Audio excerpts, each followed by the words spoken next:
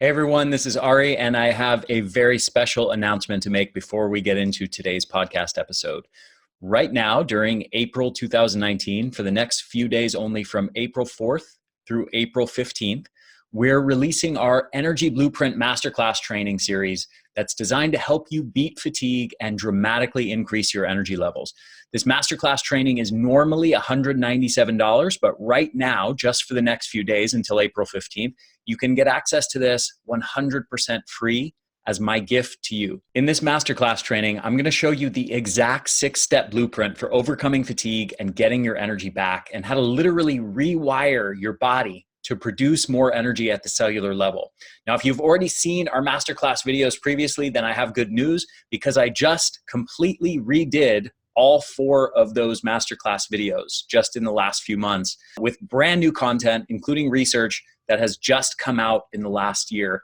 And I've packed them with literally more than double the content and strategies that the previous videos have. Trust me, this is absolutely must-see material for everybody who cares about their health, and certainly everyone looking to overcome chronic fatigue or chronic low energy levels, or people who are already pretty healthy and just want to take their energy to new heights. To get access to these masterclass videos, just go to theenergyblueprint.com/masterclass. All one word, masterclass. theenergyblueprint.com/masterclass. Once you sign up there, you're going to get 4 power-packed masterclass videos. And right now, just until April 15th, this is all 100% free. Now, I promise, even if you've been studying health for years or decades, and you think you know it all, and you've heard it all, and read it all, and seen it all, you're going to be blown away by the material that I'm sharing here. It's packed with powerful techniques that you've never heard of before, and some really critical must-know information for everybody dealing with chronic fatigue or low energy levels. So just, again, go to theenergyblueprint.com/masterclass. You can get access right now, 100% free. And again, this is all shutting down on April 15th. So mark these dates down on your calendar. Masterclass 1 comes out on April 4th. So by the time you're listening to this, Masterclass 1 will have already been released. That's Thursday, April 4th. And then Masterclass 2 comes out on Monday, April 8th. The 3rd Masterclass on April 11th, and the 4th on April 15th. So go take action on this right now. Just go to theenergyblueprint.com/masterclass, and you can get access right now. Okay, now let's get into today's podcast episode.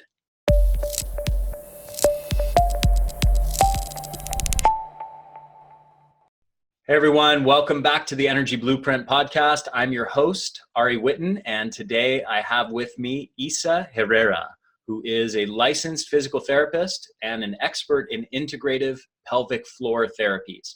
She's developed her expertise in diagnosing and treating pelvic pain, leaking, and prolapse by helping over 14,000 women since 2005 at her New York City healing center called Renew PT.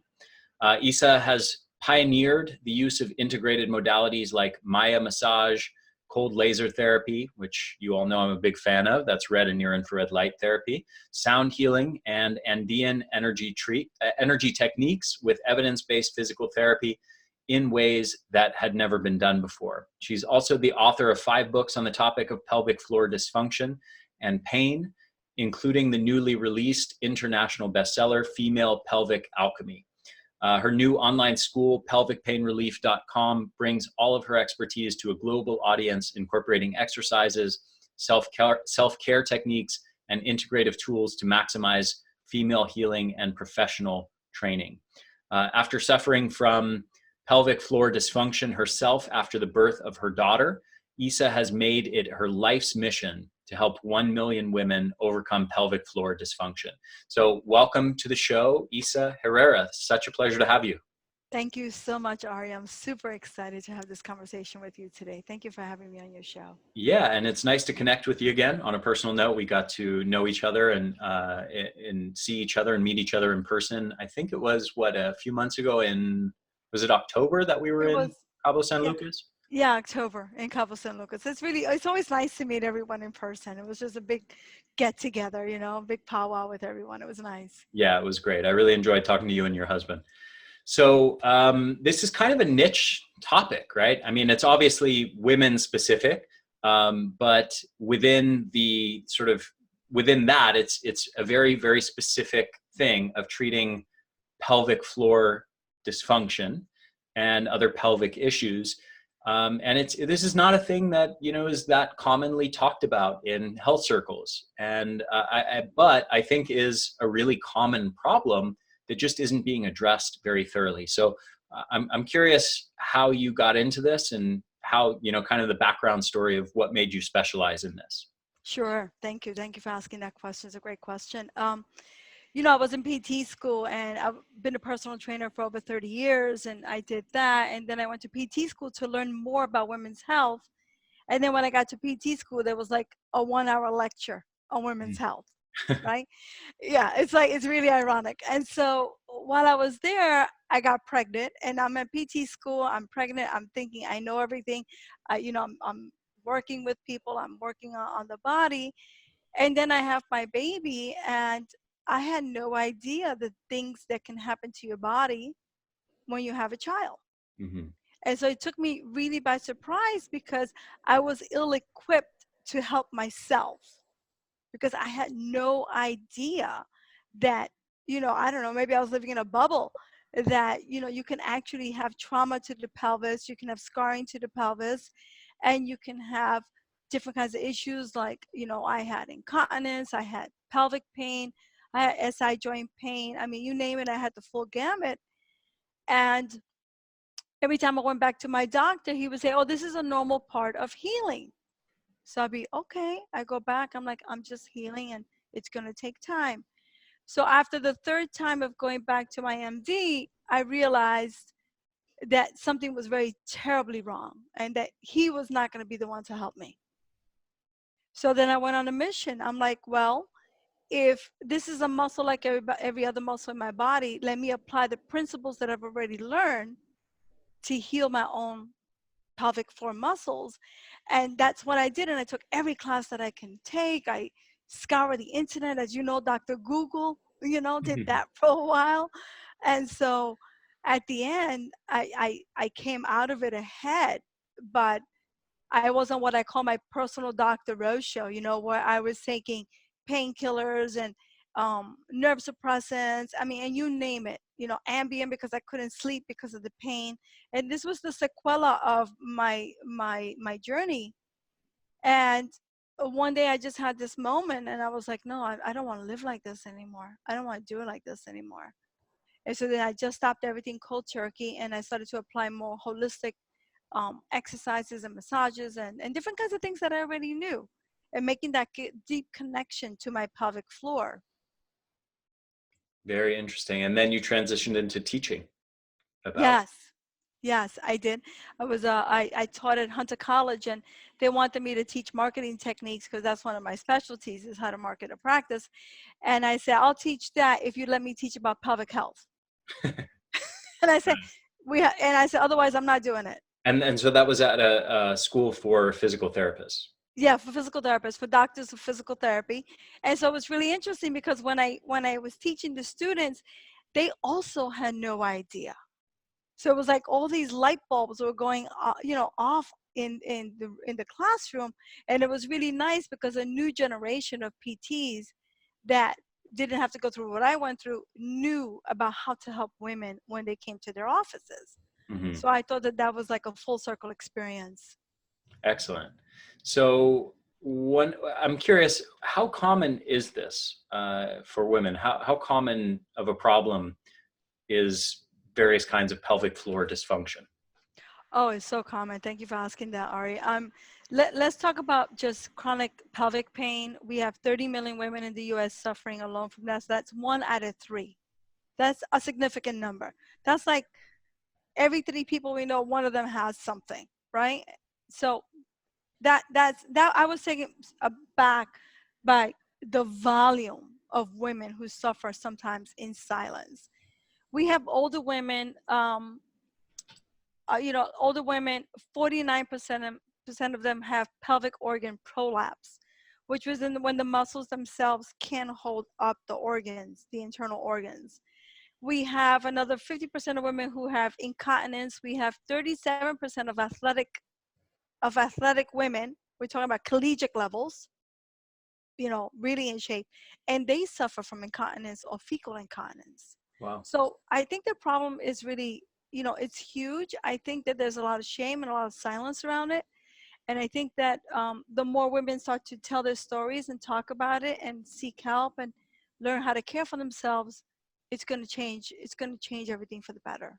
Okay. So follow-up question on that. Why is this so common? How did we get into a situation? What are the causes of why pelvic floor dysfunction has become such a huge issue? I think maybe it was always around, but now we have a label for it. So now Okay. everybody's, labeled. And one of the things that I find is either trauma to the pelvis, which is really obvious, right? Obstetrical trauma or just childbirth in general. Cesareans can be a big issue for pelvic floor dysfunction. I think sitting is the new smoking. And when you sit a lot and you sit in really sort of like a rounded, slouchy position, the pelvic floor muscles become more tight. And when they become tighter, they get tight weakness. And they become tight and they become weak. Traumatic falls to the coccyx. 96% of women who have pelvic floor dysfunction also have low back pain. So that's interesting, right? And that's because what we have to remember is that the pelvic floor is centrally located. It's like the deep connected to everything in the pelvis and in the body. So it connects to the lower extremity and the upper extremity. So it's influenced by an array of things outside the body. Women with total hip replacements, they typically suffer from pain, not only pelvic floor dysfunction, but also scar pain. What else? That's really the gamut of it. So I think that a lot of what goes on is that people think that it's a psychological disorder or a sexual dysfunction, but it's really a physical issue. And then once we all wrap ourselves around that's the fact that it's a physical issue, then we treat the physicality of it. A second ago, you mentioned sitting as one of the causes. What intuitively came to mind for me, I'm kind of more of a naturalist in my thinking and my philosophies of health. What intuitively came to mind as a potential cause of pelvic floor dysfunction is maybe, not only the lack of movement and physical exercise in our daily lives, but sitting, and specifically not having to get up and down from the floor as much. So like not sitting on the floor or going to the bathroom when you defecate, to be in a squatting position, but sitting on the toilet. I'm curious if you feel those kind of layers of the story are playing a role as a causal factor as well.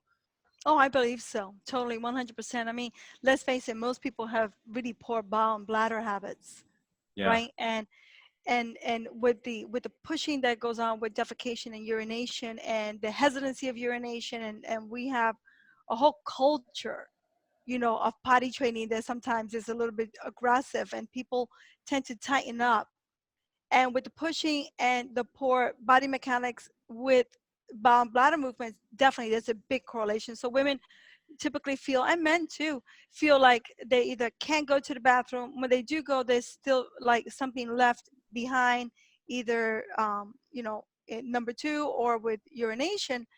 So I think that definitely, the fact that we don't squat, that we are sometimes in a really sort of like slouchy position when we're in the bathroom, and we should be more like in a squat position. So that's why I like, one of the things that I really like is having, I call the potty posture, where you put a couple of magazines underneath your feet, and then you have your knees higher than your hips, and then that really aligns everything. That aligns the intestines, that aligns the anal rectal triangle, and then everything can come up much easier. And then the muscles tend to be more relaxed in that position. Mm-hmm. So that's a great question. Yeah, totally, Yeah. 100%. Yeah.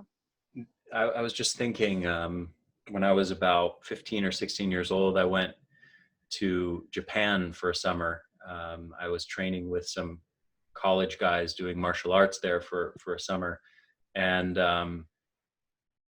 basically getting my butt kicked by older guys for a few months.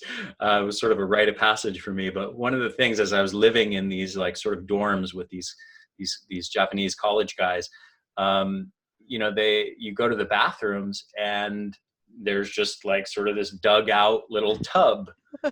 And I'm like, what the hell do you do with this? Like I was, Right. I was a 16-year-old American kid. I'd never seen something like that before. And, I figured out that I'm supposed to squat over this. That those questions just came to mind, and I'm curious. There's probably no data on this, but I'm curious. Maybe if there is, you'd be the person to ask. I'm curious if they've looked at rates of pelvic floor dysfunction among women in different populations, and I'm wondering if you could see something like a significant difference in the rates of pelvic floor dysfunction of various kinds in a place like Japan or one of the other countries where they're commonly sitting on the floor, they're squatting when they defecate. And if I'm curious, have you seen any studies like that? I was, I, well, not about this particular topic. I mean, it's a great question. I think I'm not sure. I don't want to answer that, but if you think about it logically, if you're more in a squatting position and the muscles are more flexible and everything is in better alignment, then you would think that if that's the way of their lives, right, that's their lifestyle, then they're going to have less dysfunction, right?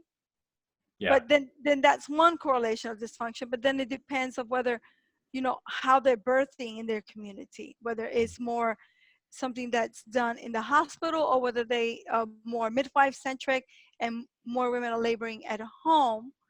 And then it just depends on whether it's a big athletic population, what are they doing with their athleticism? Or is it a culture that, like our culture, that sits a lot, Mm-hmm. right? So when we're sitting, we know that that's probably one of the most detrimental things that we can do for our bodies without getting up. I mean, you see the whole wave now of people having walking treadmills now, right? Yeah, I'm on one right now, I actually. thought you were, yeah. I'm just not walking because I don't want to, it distracts people when I move too much, but Yeah. yeah. So let's talk some specifics. I know you're not a fan of Kegels. Why not? Well, it's not that I'm not a fan of Kegels. That's an excellent question. I'm a fan of more having balance in the pelvic floor. So I think that when you're doing a Kegel exercise, you want to also have the balance and create a reverse Kegel. And 25% of women, this is what the literature shows, doesn't even know how to do a Kegel. So then we go to our fitness trainers, we go to our Pilates individuals, we go to different kinds of caregivers, and they instruct us to do Kegels because they feel that Kegels is the Nevada of pelvic power, right? That it's going to take you to the finish line. But what's going to take you to the finish line is to have a balance of strengthening and relaxation and actually doing the exercise in the correct way. So because so many women do Kegels incorrectly and so many women hold so tight in the pelvis, they have to learn to release and let go. It's like, as you know, when you're holding on too tight, circulation decreases, there's more tension, trigger points and spasms. So I like women to first learn how to release and let go, open up, and then incorporate the strengthening part, which Gotcha. is the Kegel. So you said a reverse Kegel, right? Mm-hmm. How do you do a reverse Kegel? Okay, I'll tell you how you do a Kegel first. That way your audience might want to know this, and then we'll go into reverse Kegels, the opposite. So when you're doing a Kegel, you're looking for three things, right? The clitoris should not, the perineal body, which is the area between the anus and the rectum, should contract, and the anus should retract, right? So everything is pulling up and in. And you do that as you exhale. And when you're doing a reverse Kegel, you're actually opening up and the whole pelvic area, and you do that with an inhale. So you're sending the breath much lower than a diaphragmatic breath. You're sending the breath into the pelvis, and we're working physiologically, right? We're working with the rhythm of the breath to get the muscles to open up. So I like to tell women to imagine that their pelvic floor area is a sunflower blossoming in the springtime, and it's opening and it's letting go, and it's gentle and it's supple, because we know that if we have flexibility, then we're going to have the counterpart, which is the power. And everybody wants orgasmic power. Everybody wants to have a great sex life, but we're sometimes missing that tenderness that we need to treat ourselves with. And I think the reverse Kegel is all about that. Mm, About nice. creating balance. Yeah. Um, Something you just made me think of is the Valsalva maneuver. Are you familiar with that? Yeah, of course. Sort of like creating that intra-abdominal pressure and Hmm. pushing out. Does practicing something like that have any benefits for pelvic floor function? I mean, there are some people that believe that you can do a Valsalva and you can engage the pelvic floor. But what I believe is that when you do a Valsalva and you hold the breath, I mean, you risk not only creating some pain in your low back, but what happens is that you also create too much intra-abdominal pressure, and that pressure affects the pelvis, and then the organs, your bladder, your rectum, your uterus, the things that the pelvic floor supports become more stressed out, and then you can prolapse, Mm. which means the organs fall into the vagina, and there's various degrees of that. So I am not a big fan of a salva. I like more natural breathing and coordinating the breath with an exercise, the same way that you would do when you go to the gym or work out. Like if Hmm. you're holding your breath, you're probably going to get into trouble. Yeah. So maybe it's worth actually talking a bit, and kind of this is kind of stepping back. Maybe we jumped ahead too much, but talking a bit of an overview of what the pelvic floor actually is and what it does. Sure. Okay, so the pelvic floor, this is a great question because everybody always asks me this question. I got this one down, okay? The pelvic floor is sort of, it's the connector, right? It's a deep connector. It's the first chakra. If you believe in energy, it holds all the other chakras. It's the seat of creation. So what the pelvic floor does, it has 5 functions, and I call them the 5 S's of life, right? It has a sexual function. So if things are going bad, the orgasms are going to peter out, or the orgasms could be non-existent. It has a sphincteric function, so it closes off the sphincter so we don't leak on ourselves and we don't have fecal incontinence. It has a supportive function, and basically it supports all the organs. I mean, it's the basin, right? It's like a cradle, and in that cradle is all your organs.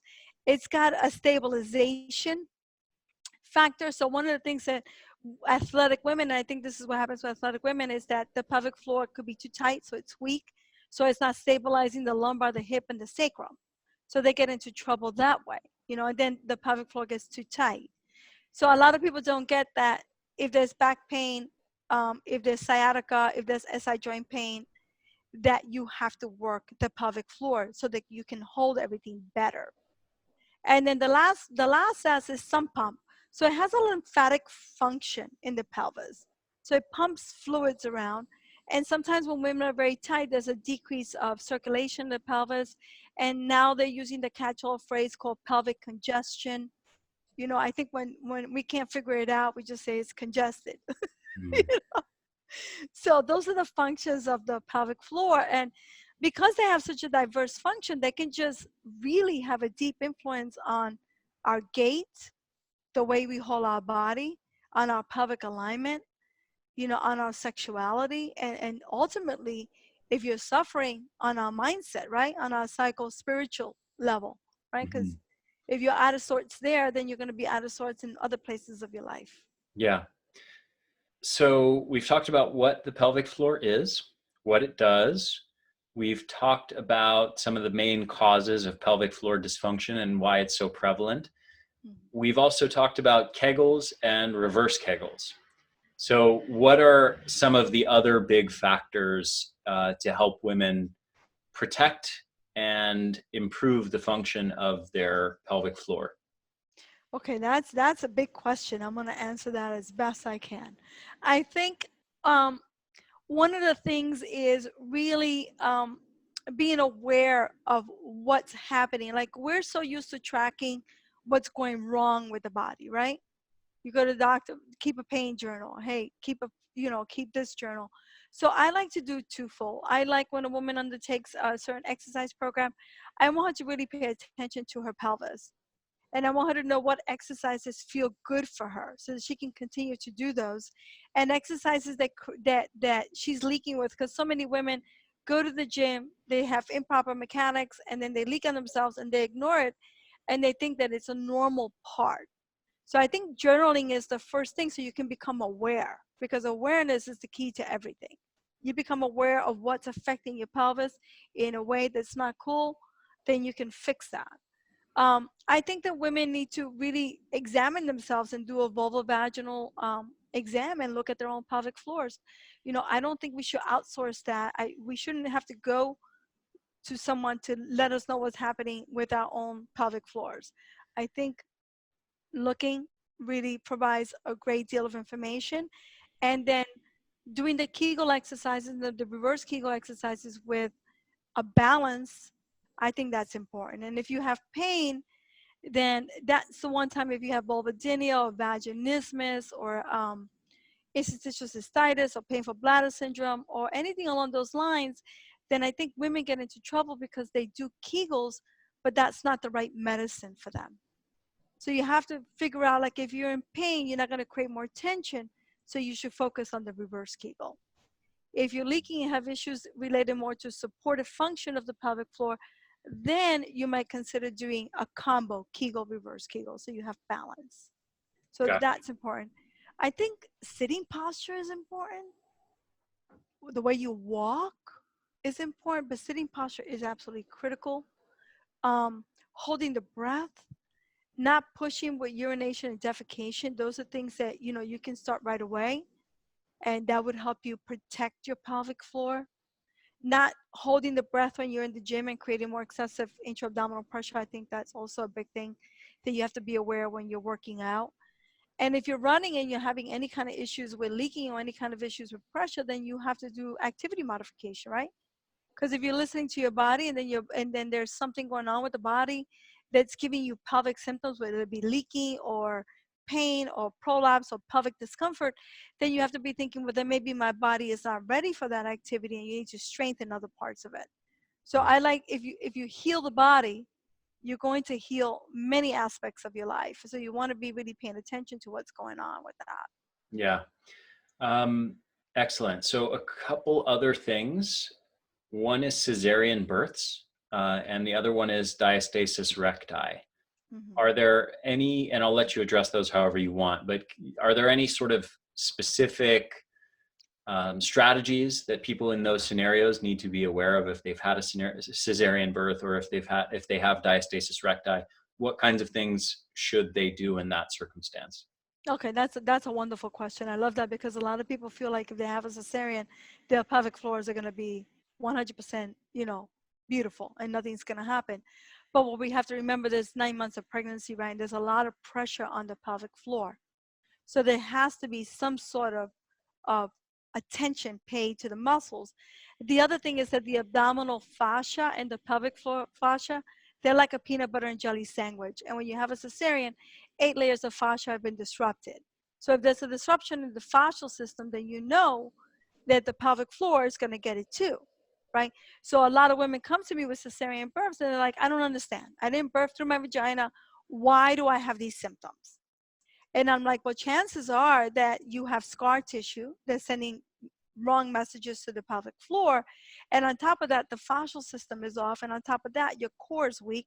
And, and maybe you don't have the core strength that you used to, because the abdominals need more work.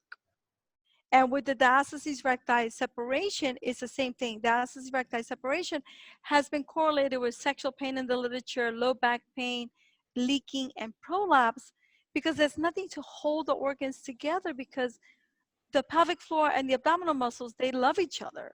They have a synergistic relationship. They work together, They're right? like peanut butter and Yeah, jelly. they're They're like a meant to peanut butter be and jelly together. sandwich, even though I don't think I've had a peanut butter and jelly sandwich in about, I don't know, 50 years. But they are like that, and they have this beautiful relationship. So when the core is weak, you're going to get it in the pelvic floor. And when the pelvic floor is weak, the abdominals are going to respond. So it's best to work those two body parts together. Excellent. So we've addressed, I think, everything. Is there anything that comes to your mind as far as another topic that you feel like we haven't covered? No, I think you are an excellent interviewer. I Oh, think thank you you. got everything out of me. Are I there think are there any bladder specific issues that you want to talk about? Or let's see. So we covered what the pelvic floor is, what it does. We covered main causes of dysfunction. We covered some of the key strategies to improve pelvic floor function. We covered cesarean, diastasis recti. Is there anything else that we haven't mentioned here? Yeah, I think one of the things that I would like to bring some awareness, and you struck a light in my brain, is when there's a UTI or when there's itching and burning in the vagina, not to go and hit the bottle of antibiotics right away, because with, you know, antibiotic use does affect the pelvic floor, it affects the floor of the vagina, but sometimes if the pelvic floor has a tear in it from a birth, some sort of trauma, if it's tight, if it's got trigger points or spasms, you can get symptoms that feel like you have a bladder infection. They feel like you have a yeast infection. And I've treated thousands of women that have come to me, tell me I have a yeast. I'm like, check it out first, because I don't think you do. And I said, don't go right away for the antibiotics, because then that destroys everything. It's best to always get yourself checked out first to make sure before you proceed with a course of antibiotics for symptoms related to female conditions. Okay, so just to clarify that, so people are having symptoms, women are having symptoms. I'm using the word people to try to be politically correct, but men are No, not men have this vaginal. too. Men Yeah. don't have vaginal yeast infections, though. No, they don't, but they do have a lot of issues with their bladders. I've treated Sure. tons of CEOs with that. Yeah. So women are getting a scenario where they're sensing symptoms, let's say, of a yeast infection, and you're saying that it might be what, pelvic floor dysfunction? 100%. Okay. And I think what happens, and I can't tell you how many women have come to me and have taken antibiotics and then taken an antifungal and created a worse situation for their vaginas. And now we have to deal with the circumstances of those drugs in the Okay. body. So The solution, let's say it is pelvic floor dysfunction, what would you recommend in that circumstance to a woman who's dealing with what she thinks is an acute yeast infection? if it's an acute yeast infection, go to the doctor, make sure it's an infection. If it's not and all tests are negative, then I totally recommend seeing a pelvic floor physical therapist who can help diagnose what's going on in the pelvis, you know, to figure it out. And then to understand that you also have to know your body and you have to know how to care for it. So those are the most important things that I would do. And you can always take one of my online programs too, to figure out how to have excellent self-care techniques for the pelvic floor. And I think that just checking yourself out before you take pain meds, because I've been on here and I've treated thousands of women with this kind of condition, because sometimes the side effects of these drugs are so much worse and it compounds everything.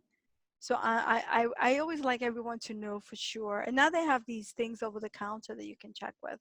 Yeah, excellent. So where can people find out more about your work? Where can people follow you? And what do you have? I know we mentioned in the bio that you have an academy, an online school for women who want to improve their pelvic floor health. Do you want to tell people a little bit about more where they can get more of your work and follow you? Sure, thank you. Thank you for asking that. Just go to pelvicpainrelief.com. You can find all the information that you need there. And, there's links to my Instagram and Facebook. I'm all over the place. It's my passion to bring this information out there. So pelvicpainrelief.com, really nice and simple. Everything you need is right there. Okay. Awesome. Wonderful. Thank you, Isa. Well, thank you so much for coming on the show. I really enjoyed this, and I think it's much needed information for a very important and very common problem that just really isn't being addressed very well. So thanks so much for coming on the show, and such a pleasure to talk to you as always. Thank you so much, Ari. I really had a great time. Thank you so much for having me. Really amazing. Thank you. Hey there, this is Ari again. One more quick thing before you go.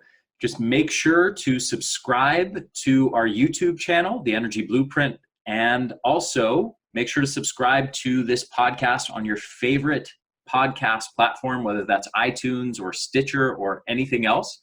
I hope you guys enjoyed this interview, and I will see you again next week. Hey guys, thanks so much for listening. And just one more quick reminder before you go. Right now, until April 15th, just from April 4th through the 15th, we're releasing our Energy Blueprint Masterclass training. This training is packed with science-based strategies to help you overcome fatigue and dramatically increase your energy levels. Now, I'm not talking about gimmicks and quick fixes and magic pills and stimulant and sugar-based energy drinks and energy pills. I'm talking about the cutting-edge science to help you build real energy and vitality at the cellular level, the habits to build a high-energy body. Now, this is only available for the next few days for free from April 4th through the 15th. So go take action on this right now. Go to theenergyblueprint.com/masterclass and you can get access right now. theenergyblueprint.com/masterclass. Hope to see you over there.